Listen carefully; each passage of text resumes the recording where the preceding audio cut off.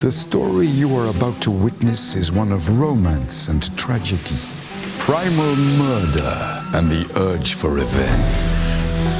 It was certainly the most difficult case I've ever encountered. People who insist they know the ending are waylaid or distracted by red herrings, or they say things like, yes, I've read the book, I'm sure I know the story, but I didn't expect it to be like that. We're being very faithful to the story as well. So it's just the style of her writing is so clever. Yeah, people come out kicking themselves they didn't get it right when they thought they had it.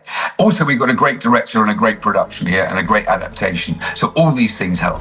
My name is Hercule Poirot, and I am a detective. He's a much-loved figure, especially on the television, thanks to David Suchet, who did him for 20 years. And even now you can see him at any hour of the day on English television. It's incredible.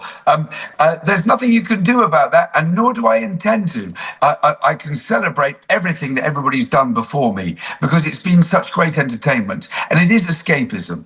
And I take their performances with me, and I use them as references, and I'm sure I use bits of them without me realizing. It's unavoidable, and I'm not trying to avoid it.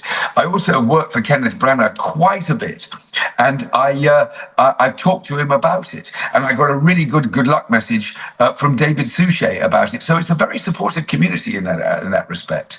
And I've had a lot of fun playing it. The big difference between how I play it and everybody else plays it is that I am on stage, and so therefore it has to be far greater expressed.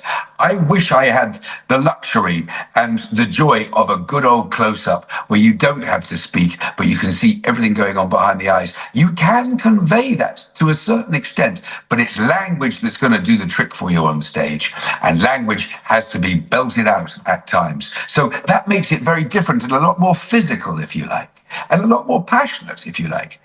But both approaches, both on film and television and now on stage, have been well appreciated for what they are. I think they come loving Poirot. I insist that by the time they leave, they adore Poirot. But I don't know the answer if that's actually true. But yes, they do. He's funny. He's witty. He is also quite lonely. And I think people identify with that. And also, he stands for something. He stands for justice, a sense of right and wrong. And people appreciate that too, so it's very, very interesting. He is much loved, and I don't think that's going to go away in a hurry.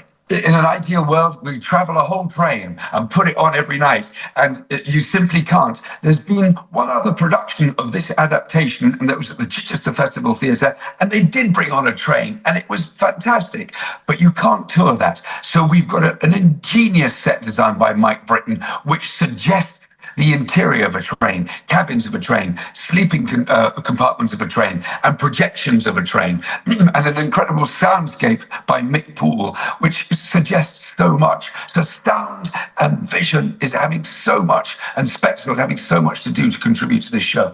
So we've got all that. And it gives a sense of claustrophobia as well, which is why you're in confined spaces on a train. And so that's all for the good. Listen, I've got a speech at the end. It goes, it is 1934. Europe is changing. There will be chaos. There will be tyranny. We must stand up for the law, or we will be nothing left, and we will have to start again. That's what I say. And that's how relevant it makes it, straight away, right there. But the themes are just ever recurring throughout human nature. And it's one of jealousy, revenge, murder. Just to name three. We could have also love in there and humour, because they all exist as well. There's a lot to be had from human nature through this play. Half of this company are working for the first time. They're making their stage debuts, especially amongst the younger cast.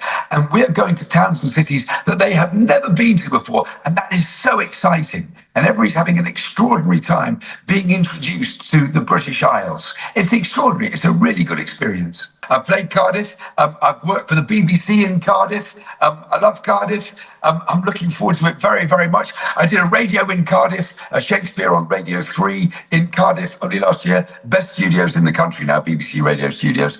I'm really looking forward to coming back and having a bit longer.